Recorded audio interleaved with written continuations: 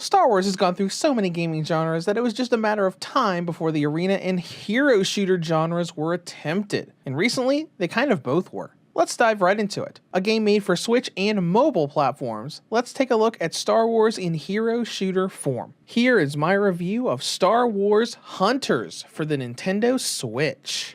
With story, there's basically nothing here, so let's go right into gameplay. This is a 3D arena combat game, though I view it more of a hero shooter with the Star Wars brand. As you play, you'll be walking around a small 3D arena in 4-player teams, fighting for kills, keeping capture points, and the like. Now to start things off, this is a free-to-play game that's available on iOS, Android, and Nintendo Switch. As such, you can play the game for free with a lot of things that you can buy with in-game currency and of course real money with microtransactions. Once you boot into the game, you get a very busy UI. You have tabs on the top for home screen, playable characters, events, ranked mode once you unlock it, and the shop where you can use in-game currency to buy cosmetic items.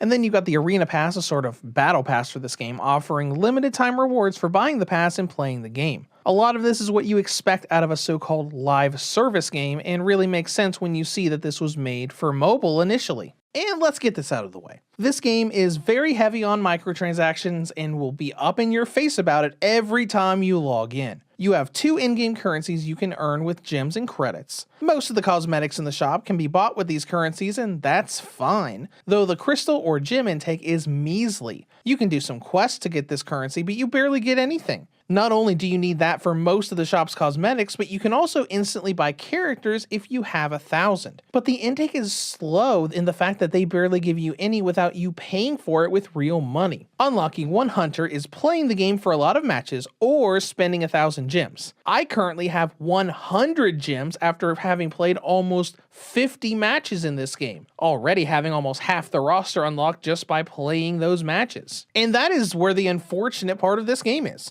They want you to spend real money. The Arena Pass can only be bought with real money, meaning the new Hunter character is only available that way. There are many bundles in the shop that can only be bought with real money, and it's very in your face about it. Whenever you boot the game up, you get your login bonus and then have a screen that advertises a bundle. Leave that and boom, the Arena Pass advertisement pops up. Get out of that again and you finally reach the menu to play the game. Now don't get me wrong, I spent a good bit of money to grab character skins in Fortnite. I love grabbing new things from franchises I love in that game. But at the same time, it doesn't throw it in your face like Hunters does, giving you pop-ups that you have to back out of just to get to the home screen. And considering the A button gets you past every menu in this game, those pop-ups could lead to an accidental jump into a payment screen without you realizing it. It just feels very pushy. But let's get away from all that. That's one of the only bad parts about this game. The gameplay and arena combat are pretty good. You begin a match in this game pitted in a 4-player team. You can choose hunters or characters you've unlocked, and the roster is very much like a hero shooter, with everyone in different classes with different abilities and weapons. You have damage types, tanks, support, and the list goes on. Basically, you need to form a well-balanced team to tackle the match based on what the other characters are choosing to use.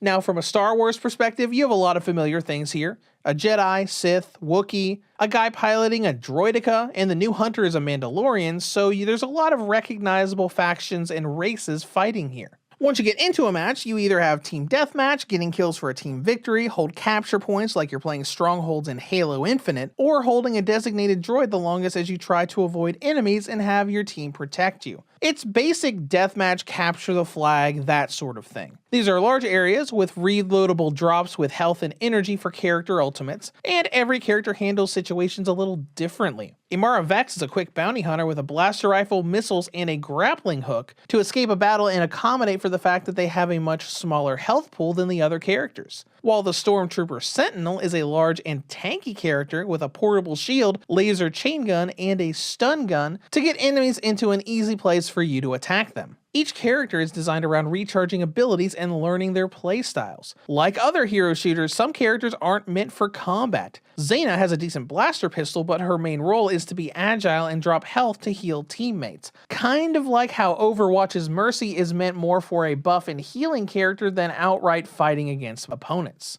Everyone also has an ultimate attack you can charge, like Imara's Rocket Flurry or Utuni's little laser turret for some quick kills once you have enough power. As you use these abilities, you eliminate enemies and capture points and such until the match is over, normally only about 5 minutes or so. It's also a game where you constantly respawn and keep going until one team wins, so you can keep going and have fun even when you're taken out. And honestly, I find this to be a pretty fun system, especially with the large variety in its characters. All of them have different playstyles, and with how bite-sized the matches are, you never really get tired of a character even when you use them a few times in a row. Plus, you get more variety as you unlock more characters. I do really like the simple and more casual gameplay, respawning quickly, and how different everyone feels. It's a very fun little game. But speaking of characters, this game sports a roster of 12, not including Arantal, the new Mandalorian available in the Arena Pass. Though getting to use all of them will take you a long time. You can buy these characters with gems, but you can earn XP for every match you play and unlock them naturally. At the start, this is fine. You play a few matches and unlock a new hunter, but it doubles every time you unlock someone. You get about 100 experience per match, and when you get to Reeve and J3, you're going to be doing upward of 25 to 50 matches to unlock a single hunter, pushing you to just check out some money and buy them instead. And that brings us to content and length. You can spend a lot of time in this game. I've spent about 5 to 6 hours over unlocking half the roster of hunters, and as I said earlier, around 40 to 50 matches total. I like the gameplay a lot, so I could see myself spending that much more trying to unlock the rest of the roster, or considering how the grinding is going, maybe 1 or 2 more of the roster.